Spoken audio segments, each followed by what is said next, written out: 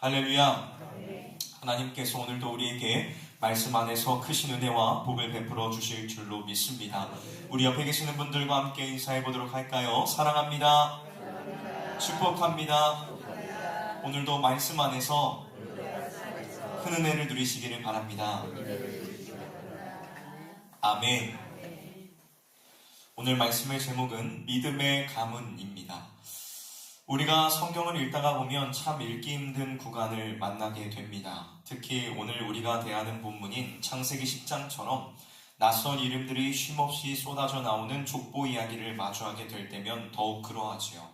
발음하기도 어려운 옛날 사람들의 이름이 계속해서 나오면 도대체 이 사람들이 오늘을 살아가는 나와 무슨 상관이 있나 싶기도 하고, 내용이 지루하게 느껴져서 슬그머니 성경책을 덮고 싶은 마음이 들기도 합니다. 그래서 우리는 종종 이 부분을 아무런 감동 없이 빠르게 읽고 넘어가곤 하지요. 하지만 여러분, 성경에 기록된 말씀 중에 의미가 없는 구절은 단 하나도 없습니다. 겉으로 보기에는 딱딱하고 건조해 보이는 이 이름들의 나열 속에 사실은 하나님의 놀라운 섭리와 약속의 성취가 깊이 담겨져 있다는 것입니다.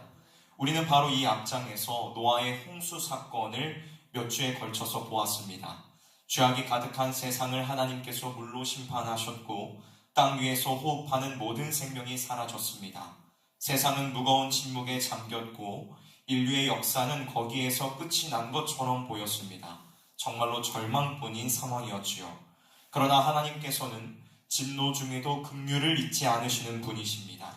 방주에서 나온 노아와 그 아들들에게 하나님께서는 창세기 9장 1절 말씀을 통하여서 생육하고 번성하여 땅에 충만하라고 약속하셨습니다. 오늘 우리가 읽은 창세기 10장은 바로 그 약속이 어떻게 성취되었는지를 보여주는 확실한 증거입니다. 죽음이 가득했었던 그 땅에서 다시 생명의 싹이 트고 한 가정에서 시작된 생명이 수많은 민족으로 확장되어 온 땅을 덮는 기적의 역사가 바로 이 족보 안에 담겨 있다는 것입니다.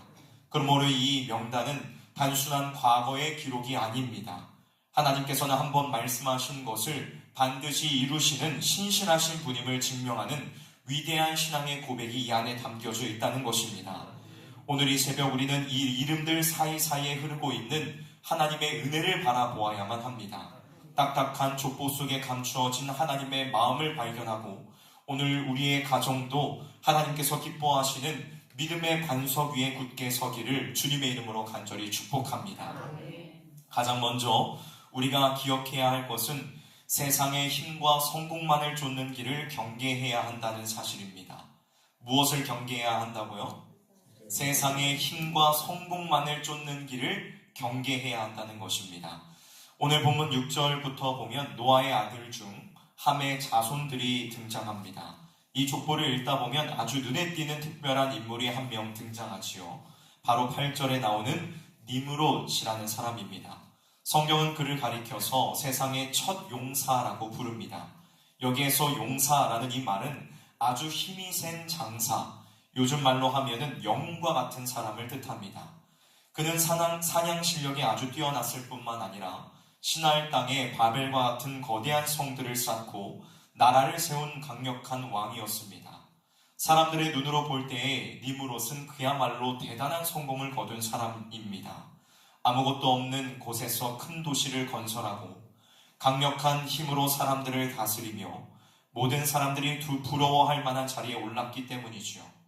아마 그 당시에 많은 부모가 자기 자녀를 보면서 너도 커서 저 니므롯처럼 힘세고 훌륭한 사람이 되어야 한단다, 성공한 사람이 되어야 한단다 라고 가르쳤을지도 모릅니다. 마치 오늘날 우리가 자녀들에게 어떻게든 성공해서 남들 위에 서야 한다 라고 가르치는 것처럼 말이지요. 하지만 사랑하는 성도 여러분, 사람의 생각과 하나님의 생각은 전혀 다릅니다. 겉모습은 화려해 보일지 몰라도 성경은 그를 긍정적으로 보고 있지 않습니다. 그가 여호와 앞에서 사냥꾼이 되었다라는 말은 단순히 짐승을 잡았다는 뜻이 아닙니다. 하나님을 떠나 자기 힘으로 사람들을 억압하였고 하나님을 대적하는 자리에 섰다는 뜻을 담고 있습니다. 결국 그가 세웠던 나라가 무엇입니까? 바로 훗날 사람들이 하나님 없이 우리끼리 잘 살아보자며 쌓았던 바벨탑의 시작이 되었습니다. 겉으로 보기에는 대단한 성공 같았지만 하나님이 빠진 성공은 결국 무너질 수밖에 없는 모래성이라는 것을 성경은 우리에게 보여주고 있는 것입니다. 이 사실을 아주 잘 보여주는 유명한 이야기가 하나 있습니다. 미국의 역사 속에 맥스 주크라는 사람이 있었습니다. 그는 하나님을 믿지 않았고 내 인생은 내 것이라며 자기 마음대로 방탕하게 살았던 불신자였습니다. 그가 살았던 당시에는 그 모습이 자유로워 보였을지도 모릅니다. 하지만 훗날 학자들이 그의 후손 5대를 추적해서 조사해 보았더니 그 결과가 참으로 충격적이었습니다. 그의 자손 1000명을 조사해 보니 300명이 어린 시절에 일찍 죽었고 440명은 술에 빠지거나 방탕한 삶으로 몸을 망쳤으며 100명 이상이 감옥을 드나드는 범죄자가 되었습니다. 하나님을 떠난 삶, 말씀이 사라진 가정의 끝이 얼마나 황폐해질 수 있는지를 보여주는 아주 가슴 아픈 증거입니다. 사랑하는 성도 여러분, 오늘날 우리가 자녀들에게 정말로 물려주고 싶은 것이 무엇입니까? 혹시 우리도 모르는 사이에 니므롯처럼 세상에서 힘 있는 사람이 되어라, 돈 많이 벌고 성공한 사람이 되어라 라고만 가르치고 있지는 않습니까? 오늘 이 새벽에 꼭 기억하시기를 바랍니다.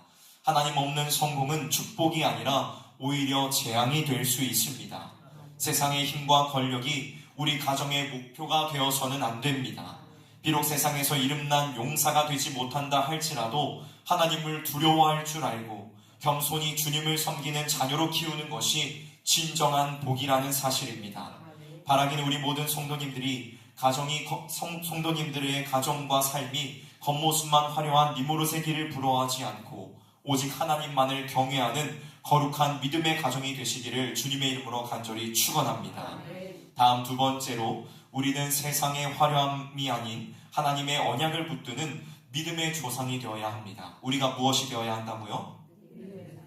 믿음의 조상이 되어야 합니다.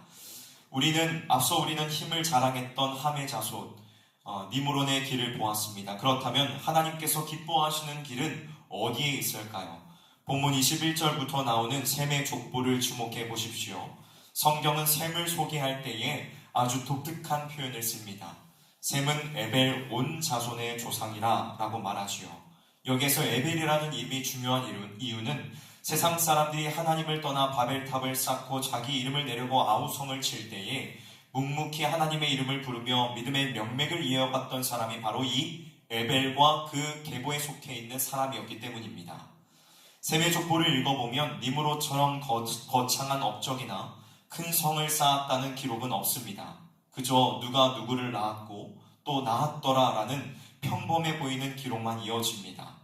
세상 사람들의 눈으로 볼 때에는 초라해 보일 수도 있습니다. 하지만 여러분, 이것이 진짜 기적입니다. 세상이 죄악으로 무너져 내릴 때에 하나님을 경외하는 믿음의 사람들이 끊어지지 않고 이어지고 있다는 것, 이것이야말로 가장 위대한 기적이요 축복인 줄로 믿습니다. 왜냐하면 이 초라해 보이는 족보가 나중에 누구에게로 이어지기 때문일까요? 믿음의 조상 아브라함으로 이어지고 다윗 왕으로 이어지며 마침내 우리를 죄에서 구원하실 예수 그리스도에게로 연결되는 거룩한 통로가 되기 때문입니다. 니므롯은 흙으로 무너질 탑을 쌓았지만 셈의 후손들은 인류를 구원할 생명의 길을 닦았던 것입니다. 우리는 여기에서 앞서 말씀드린 맥스 주크와 동시대에 살았던 또 한 사람의 가문을 생각해 보아야 합니다. 바로 미국의 영적 대각성 운동을 이끌었던 경건한 목회자 조나단 에드워즈입니다. 그는 세상적으로 큰 부자가 아니었습니다. 세상 사람들이 봤을 때 성공한 인생이 아니었습니다. 그러나 그는 평생 하나님을 경외하며 가정의 주인이 하나님이심을 고백했던 믿음의 사람이었습니다. 훗날 그의 후손들을 조사해 보았더니 아주 놀라운 결과가 나왔습니다. 그의 자손 1394명 중에는 대학 총장이 13명, 교수가 64명, 의사가 60명, 목회자가 100명, 변호사와 판검사가 100명 이상 배출되었고 심지어는 부통령까지 나왔습니다. 사회 곳곳에서 선한 영향력을 끼치며 수많은 사람들을 돕는 복된 가문이 된 것입니다. 사랑하는 성도 여러분, 맥스 주크의 가문과 조나단 에드워즈의 가문의 차이가 무엇일까요? 돈이 많고 적음의 차이였을까요? 아니면 많이 배우고 못 배우고의 차이였을까요? 아닙니다. 바로 믿음의 차이였습니다. 하나님을 주인으로 모신 가정과 하나님을 떠난 가정의 결과가 수백 년 뒤에 이토록 극명하게 달라진 것입니다. 오늘 이 새벽 우리 자신에게 한번 질문해 보기를 원합니다. 나는 내 자녀들에게 무엇을 물려주는 조상이 될 것인가? 제1권사회 권사님들, 여러분들은 자녀들에게 무엇을 물려줄 조상이 되시겠습니까? 여러분 자녀들에게 통장에 있는 몇 푼 더 물려주려고 너무 애쓰지 마십시오. 아파트 한 채 물려주는 것보다 더 중요한 것은 기도의 무릎을 물려주는 것입니다. 부모가 새벽마다 하나님 앞에 나와 눈물로 기도하는 그 뒷모습을 보고 자란 자녀는 절대로 망하지 않습니다. 비록 세상에서는 니무롯처럼 유명해지지 않아도 됩니다. 우리 가정이 이 시대의 영적 셈의 후손이 되어서 예수 그리스도의 복음을 대대로 이어가는 가정이 된다면 그것이 바로 하나님이 인정하시는 진정한 명문 가문인 줄로 믿습니다. 바라기는 저와 여러분 모두가 조나단 에드워즈처럼 샘과 에벨처럼 믿음의 유산을 굳건히 물려주는 축복의 통로가 되시기를 주님의 이름으로 간절히 축원합니다. 마지막 세 번째로 우리는 이 족보의 끝에서 모든 민족을 구원하시는 예수 그리스도를 바라보아야 합니다. 오늘 본문 32절 말씀을 다 같이 한번 읽어보도록 하겠습니다. 32절 말씀 함께 읽도록 하겠습니다. 시작.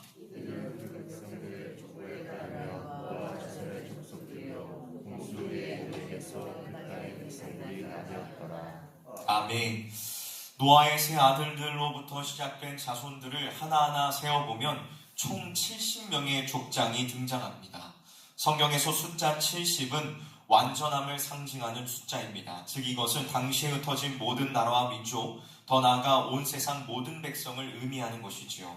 그런데 여러분 곰곰이 생각해보면 참으로 안타까운 사실이 한 가지가 있습니다. 분명히 하나님께서는 홍수로 세상을 심판하셨고 죄악을 씻어내셨습니다. 하지만 방주에서 나온 사람들의 마음속에는 여전히 죄된 본성이 남아있었습니다. 그래서 그들은 결국 하나님을 중심으로 하나가 되는 것이 아니라 각기 언어와 족속을 따라 뿔뿔이 흩어지게 되었습니다. 인간의 힘으로는 죄의 문제를 결코 해결할 수 없다는 것을 이 족보가 우리에게 보여주고 있는 것입니다. 하지만 여러분, 바로 여기에 우리 하나님의 놀라운 사랑이 같이 숨겨져 있습니다. 하나님께서는 죄로 인해 흩어진 이 70개의 민족, 아니 온 세상 모든 민족을 그냥 버려두지 않으셨습니다. 하나님께서는 이 흩어진 모든 민족을 다시 하나로 모으고 구원하시기 위하여 앞서 우리가 살펴보았던 셈의 후손을 택하시고 그 줄기에서 믿음의 조상 아브라함을 부르셨습니다. 그리고 마침내 그 가문을 통하여서 온 인류의 참된 구원자가 되시는 예수 그리스도를 이 땅에 보내주셨습니다. 이것이 무엇을 의미합니까? 창세기 10장의 족보는 단순히 옛날에 이런 사람들이 살았더라라는 옛날 사람들의 명단이 아니라 예수 그리스도를 통해 온 세상에 미치게 될 구원의 청사진이 담겨져 있다는 것입니다. 하나님께서는 이미 이때로부터 저와 여러분 그리고 우리 가정을 구원하실 계획을 가지고 계셨습니다. 본래 우리는 하나님의 언약 밖에 있었던 이방인이었고 죄로 인하여 하나님과 멀리 떨어져 있던 사람들이었습니다. 하지만 예수 그리스도께서 십자가에 흘리신 보혈의 공로로 말미암아 이제 우리는 멸망할 세상의 족보가 아니라 영원한 생명의 족보인 하나님의 자녀가 되었습니다. 그러므로 사랑하는 성도 여러분, 우리 가정이 붙들어야 할 분은 오직 예수님 그 한 분뿐입니다. 우리가 잘나서 우리가 특별해서 구원받은 것이 아닙니다. 우리가 구원받은 것은 전적으로 하나님의 은혜입니다. 이 은혜를 아는 가정은 삶의 목적이 달라집니다. 단순히 우리 식구끼리만 잘 먹고 잘 사는 것이 목표가 아니라 하나님 나를 구원해 주신 그 사랑이 우리의 가정을 통해 이웃에게 흘러가기를 원합니다 라고 기도하게 된다는 것입니다. 바라기는 우리 성실의 모든 가정이 그리고 이 자리에 나와 계신 우리 성도님들의 모든 가정이 예수 그리스도라는 든든한 반석 위에 굳게 서기를 원합니다. 나의 나된 것은 오직 하나님의 은혜임을 날마다 고백하면서 우리의 가정을 통하여 우리의 가문을 통하여 예수 그리스도의 사랑이 증거되어지는 복된 역사가 일어나기를 주님의 이름으로 간절히 소망합니다. 말씀을 맺도록 하겠습니다. 사랑하는 성도 여러분, 오늘 이 말씀의 족보의 끝이 예수 그리스도이듯이 우리 가정의 결론도 우리의 가정의 끝도 결국 예수 그리스도가 되어야 합니다. 세상의 화려한 성공을 쫓는 니무롯의 길이 아니라 묵묵히 언약을 이어가는 믿음의 길을 선택하십시오. 지금 이 새벽에 흘리는 여러분의 눈물의 기도가 자녀를 살리고 가문을 일으키는 생명줄이 될 것입니다. 하나님께서 여러분을 이 시대에 믿음의 조상으로 세우셨음을 믿으시기를 바랍니다. 세상의 풍파 속에서도 오직 예수 그리스도만 주인으로 모시는 복된 믿음의 명물 가문을 세우시는 저와 여러분이 되기를 주님의 이름으로 간절히 축원합니다. 기도하도록 하겠습니다.